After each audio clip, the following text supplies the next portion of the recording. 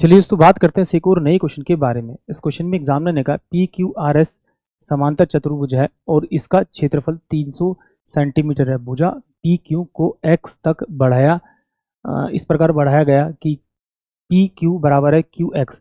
यदि S X S comma Q R को Y पर प्रतिच्छेद करता है तो त्रिभुज एस वाई आर का क्षेत्रफल क्या होगा, ये एग्जामिनर मुझसे पूछ रहा है।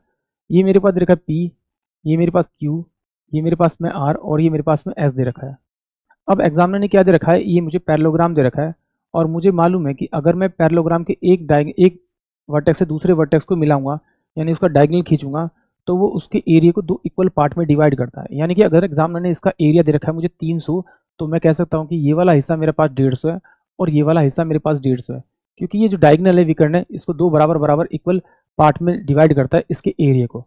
अब एग्जामिनर ने कहा जो पी क्यू को एक्स तक बढ़ाया, जब एक्स तक बढ़ाया और कहा कि ना वो क्यू एक्स जो है वो पी एक्स के बराबर है। अगर क्यू एक्स पी एक्स के बराबर है तो क्यू एक्स एस आर के बराबर भी होगा, क्योंकि ये पैरेलल तो अपोजिट साइड पैरेललोग्राम तो अपोजिट साइड बराबर होंगी। फिर एग्जामिनर ने कहा इस एस को एक्स से मिलाया तो ये वाई पर इसे इसे क्या करता है, कट करता है। तो देखिए एग्जामिनर ने मुझे क्या कहा कि भाई ये वाली साइड इस वाली साइड के बराबर है, तो अगर मैं ये वाली साइड देखूं तो ये वाली साइड इसके बराबर है, ये वाला एंगल इस वाले एंगल के बराबर होगा क्योंकि ये पैरेलल भी होंगे और ये वर्टिकल अपोजिट भी होंगे। इसका मतलब क्या हुआ, ये ट्रायंगल मेरा सिमिलर प्रूफ हो गया। और सिमिलर ट्रायंगल का जो एरिया का जो रेशियो होता है उनकी साइड के स्क्वायर के रेशियो के बराबर होता है।